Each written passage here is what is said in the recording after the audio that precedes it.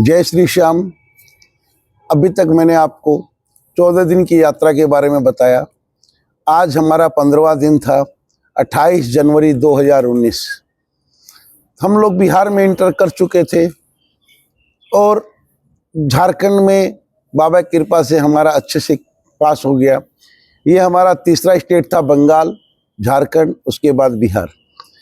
और ये भी छोटा स्टेट है। इसके बाद यूपी एक बहुत बड़ा स्टेट आएगा जिसमें हमें काफ़ी दिन चलना पड़ेगा। होटल नीलकमल डोभी, बहुत बढ़िया प्यारी व्यवस्था मिली। हम रात को काफ़ी लेट पहुंचे थे और काफ़ी चल भी चुके थे, तो शरीर में भयंकर थकान थी। हम लोग वहां पर सो गए। सोने में हम लोग को काफ़ी लेट हो गया था। रात को 12, साढ़े 12, 1 बज गए थे, क्योंकि सबके फ़ोन आए हुए थे, सबको फ़ोन करने थे। तो सुबह उठने में भी काफ़ी लेट हो गया। फिर हम लोग उठने में लेट हो गया, उठने के बाद नहा धो करके नाश्ता वगैरह किया, तो हमें निकलते निकलते वहाँ से 10 बज गए। और 10 बजे के बाद निकलने से हमें थोड़ी तकलीफ हुई, क्योंकि सनलाइट, धूप का प्रभाव आ चुका था। जनरल हम 8 बजे तक निकल जाते थे, 7 से 8 के बीच में।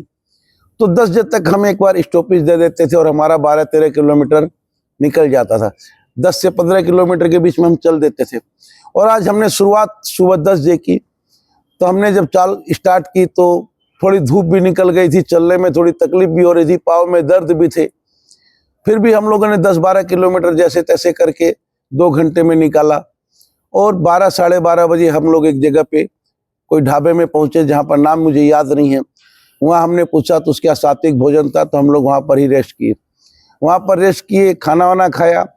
फिर थोड़ा सा मौसम ठीक लगा तो हम वहां से 2 बजे करीब फिर निकल गए, खाना वाना खा करके। ऐसे करके उस दिन हम आगे पीछे करके निकलते रहे, क्योंकि हमें पता था 30-35 किलोमीटर आज भी हमें चलना है। क्योंकि हमने जो पता किया था, वहाँ मदनपुरा बोल के एक जगह आएगी, जहाँ पर 2-3 अच्छे होटल है, जहाँ पर हम रुक सकते हैं। क्योंकि प्रेमी रास्ते में, जो दुकानदार प्रेमी थे, रास्ते में चलते हुए प्रेमी थे, वही मिल रहे थे हमें। लेकिन दुकानदार प्रेमियों का भी हमारे साथ जो व्यवहार था बहुत ही सराहनीय था। हम अगर किसी भी दुकान में, किसी भी ढाबे में अगर हम जाते थे, तो उनका आचरण व्यवहार इतना अच्छा होता था। हमें अच्छे से जगह पे बैठने की जगह दी जाती थी। और अगर उनके होटल में भीड़ भी है तो हमारे लिए अलग से खाट या अलग से चौकी एकदम लगाई जाती थी, और सफा करके लगाई जाती थी कि नहीं, आप इस पे बैठिए। क्योंकि वहाँ के प्रेमियों का कहना था कि महाराज जी, आप जहाँ बैठेंगे वो हमारे लिए बहुत कृपा होगी, लेकिन हम ऐसी वैसी जगह नहीं बैठा सकते आपको। अगर जरा सा भी गंदा होता तो सफाई भी करवाते थे। कोई प्रेमी अपनी तरफ से चाय भी लेके आता था, अगल बगल के दुकान वाला, कि महाराज जी, आप खाना यहाँ खा रहे हैं, चाय हमारी तरफ से पीजिए। तो लोगों का एक प्रेम व्यवहार, चाहे वो दुकानदार भी होते थे, उनका भी बहुत अच्छा मिलता था, जो हमें हर जगह नहीं मिलता है। इस तरह फिर हम करीब करीब शाम को 7 बजे करीब मदनपुरा, औरंगाबाद मदनपुरा में पहुंचे, जहाँ हमें होटल मानसरोवर मिला। फिर होटल मानसरोवर में हमने पता किया तो वहाँ रूम वगैरह की व्यवस्था थी, होटल भी बहुत अच्छा था, शुद्ध शाकाहारी भोजन भी हमें मिल जाता। तो शरीर थकान के कारण हमने आगे बढ़ना उचित नहीं समझा।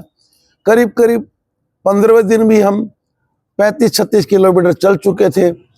और औरंगाबाद मदनपुरा में हमने मानसरोवर होटल में अपना नाइट स्टे का प्रोग्राम बना लिया। और शरीर थक चुका था, क्योंकि आज लेट भी निकले थे और धूप भी थी, पैरों में तकलीफ भी हो रही थी। तो हमने वहाँ पर आज जल्दी विश्राम करने का व्यवस्था सोची।